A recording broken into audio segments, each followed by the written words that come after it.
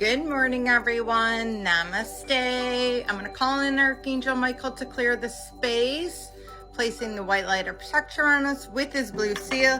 We're going to be reading out a book I absolutely can't wait to look forward to reading, which is Indigo Warrior, and it's a guide for indigo adults and parents of indigo children.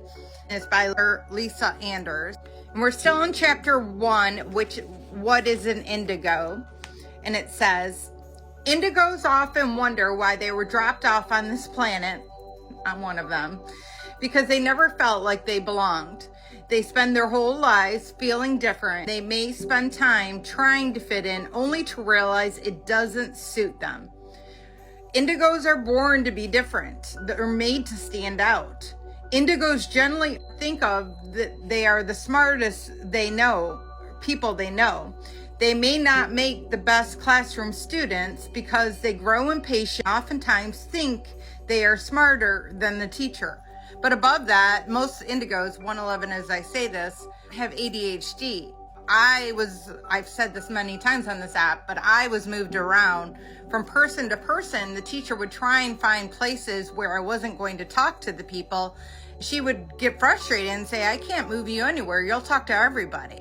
So then she tried moving me out in the hall, and I would talk to the people out there in the hall. And so if that resonates with you, and I was often bored with the content that they were teaching. I didn't feel like it was relevant to my life or pertinent in any way. So if you're dealing with that, that's something I've dealt with as well. It says, often they already know the information that they're being given. They have a tendency to either be asked to skip ahead grades, which my husband also, I believe, and he did skip ahead grades. So he skipped second grade completely. He didn't go to second grade. He skipped it. They have a tendency to either skip ahead grades, or they completely flunked out of school or dropped out of school because of the frustration with the entire process. Patience is not a virtue that is found in abundance in indigos. They have a big life purpose, even if they don't exactly know what it is. I grew up having zero patience. I've gotten a lot better with it, but it was something I really struggled with. They know they have a big life purpose, but they don't know exactly what it is. They have no patience for dishonesty or corruption of any kind. And that would probably be why I was on the human trafficking team and did that for so long, because I don't have I'm very much about justice for all, and I will fight like a dragon in any situation like that, because they are born with a huge sense of purpose. They can get frustrated at a young age when they have inner knowing that they are here on earth for a special mission, but they may not know what the mission is or have the capacity to execute it in their younger years.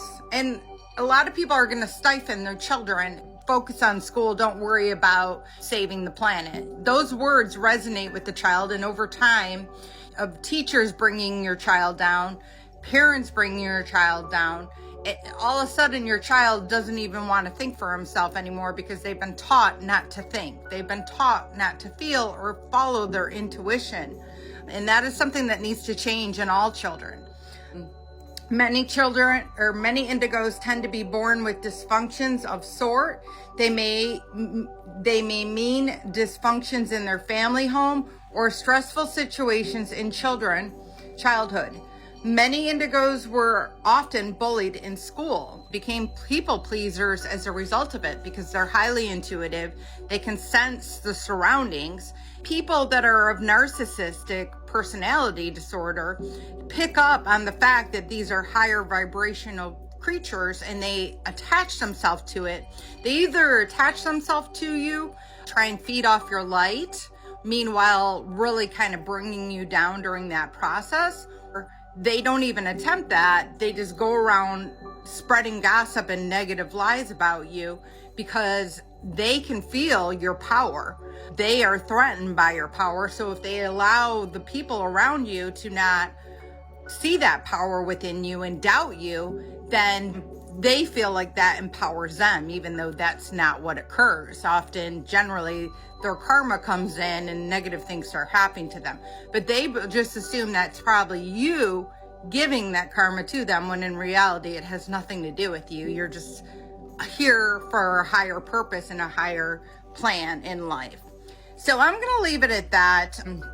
But just know this is not an easy route to take. If you do either know an indigo, or you yourself are indigo, or your child is an indigo, it's a difficult situation. You know, you're here for a purpose. You're here to bring the light, and everyone around you is trying to take that away from you, to silence you, and to make you feel bad about yourself.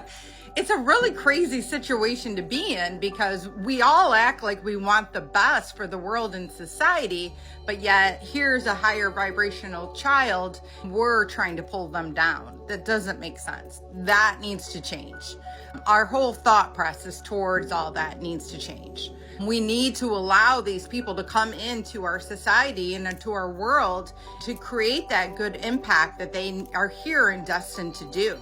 Otherwise, how are we supposed to raise to a higher vibrational frequency if we are negatively pulling down all the people that are anchoring, sent by God to do that?